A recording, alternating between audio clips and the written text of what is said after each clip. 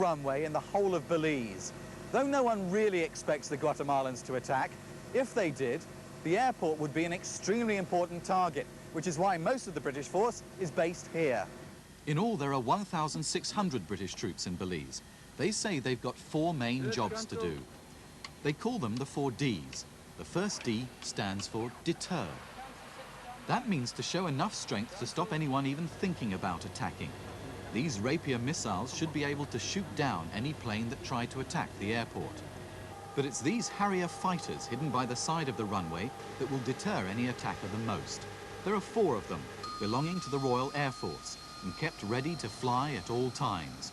Every day, pilots take off on training flights up and down the country. To detect possible attacks is the second of the 4 Ds, the British force's 4 jobs in Belize. Every day, helicopters arrive at remote landing spaces in the jungle to drop off army patrols. These soldiers will wander through the border areas for up to 8 days at a time, making sure no hostile soldiers have sneaked into Belize. And scattered along the border are observation posts, looking out onto possible invasion routes. Using high-powered telescopes, soldiers can look right into Guatemala. No troops today, just a group of farmers. To delay is the third of the 4 Ds. Apart from the main airport camp, the army have smaller camps in important areas. If there was an invasion, the British know that even with the help of Belize's own small army, they haven't got enough soldiers to stop the attackers. So the plan is to delay the invaders until help can arrive from Britain. To destroy is the last of the 4 Ds, and a job the army hope they'll never have to do. The Harrier fighters are equipped with the very latest guns and missiles to destroy the planes, helicopters or trucks of any invasion. But the British forces believe that simply because they're in Belize, no one will ever dare invade. Tomorrow I'll report on what it's like for the young British soldiers who suddenly find themselves in the jungle. This is Roger Finn for News Round in Belize. And finally, today it's about the lives of young British soldiers who are there to defend the country against any threat from neighbouring Guatemala. When they arrive in Belize, they enter a world that's very different from the one they're used to. Roger Finn reports. When new soldiers step off the RAF passenger jet at Belize Airport, the sticky heat is the first thing that strikes them. They'll be here for 3 months or more, and within days, they're in the jungle. Their job is to patrol the border area to make sure no soldiers sneak in from Guatemala. But at the same time, they're being trained in the art of jungle survival. Setting up camps, or bashers as they call them, and learning how to put on camouflage paint to hide themselves in the forests. How do you find it here? Well, I come from Scotland. It's quite cold, you know, just all the time. And here, you come over and it's straight into a humid sort of heat. And it just sort of knocks you out straight away. Like, you have to get used to it. This is Halacte village, deep in the jungle. About 75 Mayan Indian families live here, growing rice and corn and beans. It's an important place for the army because it's right on the border with Guatemala.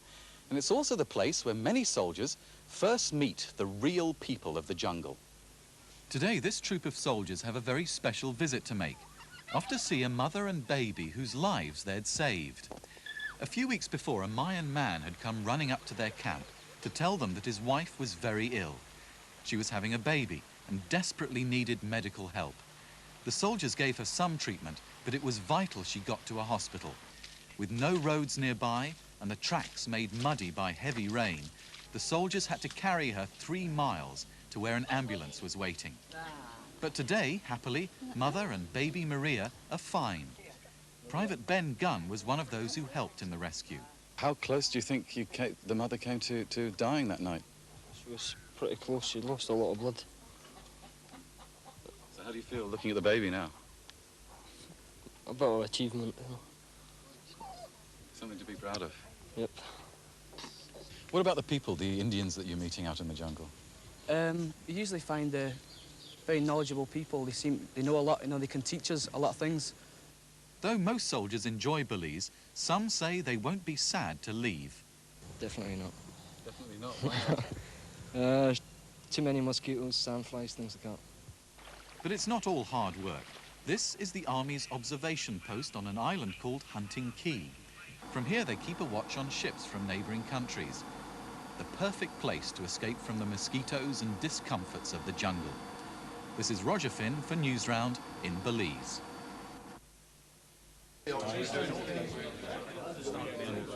The Queen's Own Highlanders observe an equally solemn tradition when toasting a departing commanding officer.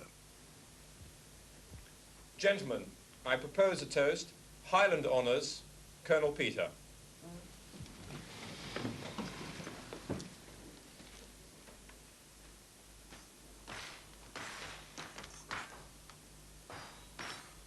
Colonel Peter. Colonel Peter.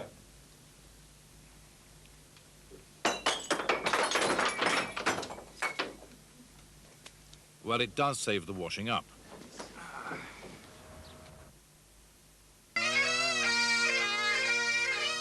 But the pipes are not redundant with the Queen's Own Highlanders. The dancing that once celebrated Scottish victories in battle is now a serious cultural item on the regimental curriculum.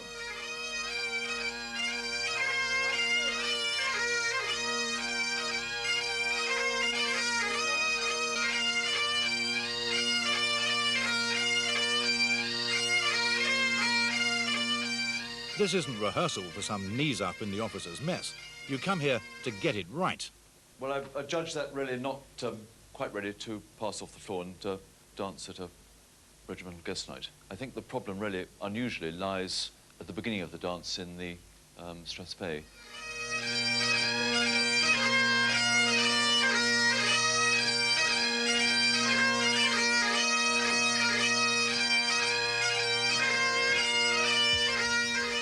The dancing is for the entertainment of the guests.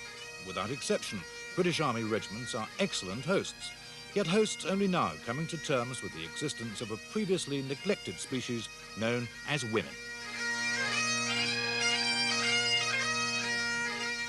It's not always been thus. The British Army may have quaint ways of doing things. This man, a Queen's Own Highlander, is leaving the battalion after 22 years. By tradition, he is chaired out by men of his own rank.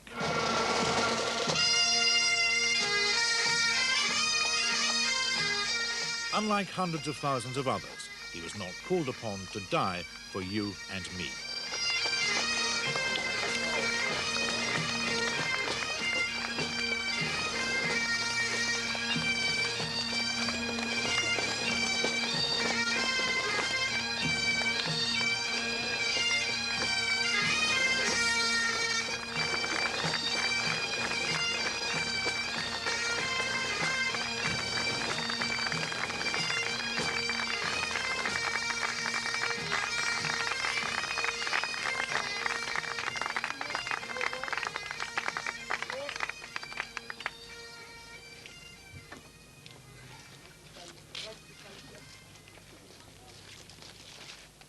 Alexander, it gives me great pleasure to not only say goodbye to you on behalf of the battalion, but also to give you your final dram on your final day in the battalion.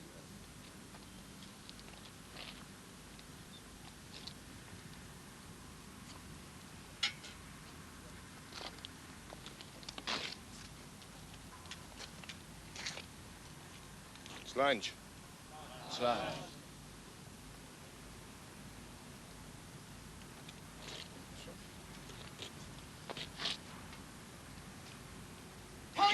QOHLDRS!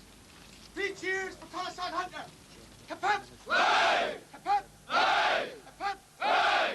And 1 for cover pay! Hey! If the government press ahead with the amalgamation of